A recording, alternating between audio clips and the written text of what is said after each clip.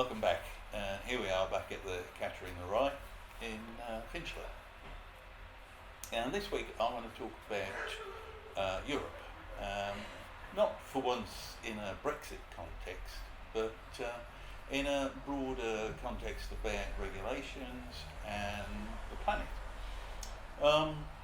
If you've been following what the European Commission has been doing, you may have noticed the plan, which they call the Energy Union, which is quite an aggressive schedule to phase out hydrocarbon-based fuels in Europe. It fits in with what IMO is doing in terms of the timing of moving towards decarbonised fuels for ships. It fits in with the terms of the Paris Accord, but apart from China, there aren't many other parts of the world that are going as aggressively towards a low carbon economy. Not as yet, anyway. And this has, of course, implications for the supply chain in terms of the delivery of petroleum products, especially, and crude oil, into and out of the European Union, which of course then has implications for those companies involved in that supply chain, not least the tank terminal operators.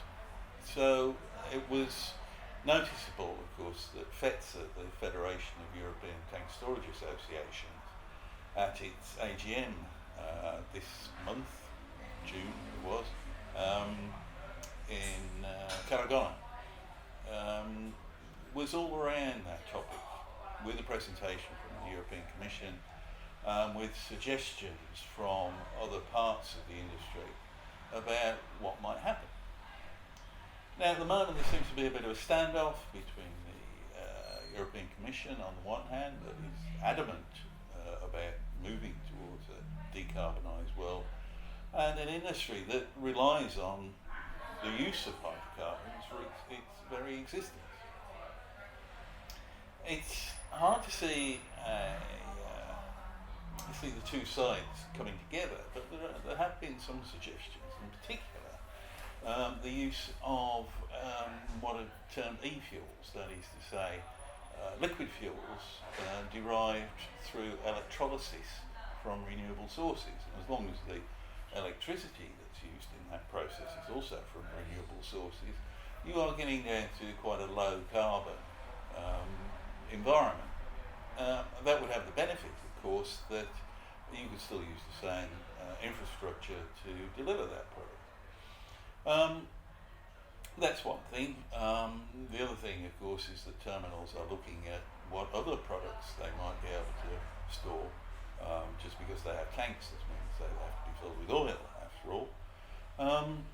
But also there's a sense of frustration, I think, sensed on the part of some delegates at the FETSA meeting, particularly those younger delegates who were of the opinion more that you shouldn't be arguing about this, you should just be getting on with it, and get on with it now. That's a valid point, and I've got a lot of sympathy with that. But of course, we live in a business world, and businesses are not going to voluntarily do something that they don't have to do yet if it's going to cost them money and disrupt their operations. But this is a disruptor.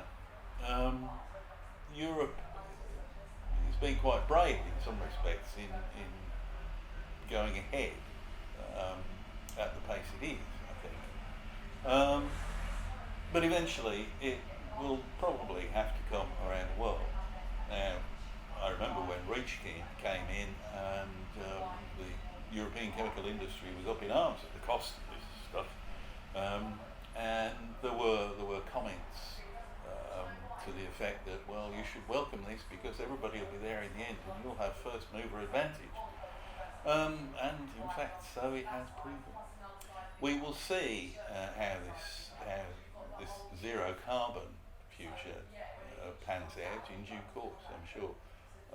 Seeing as the deadlines are going to be around 2050, possibly not something I've got to worry about personally, but my kids will.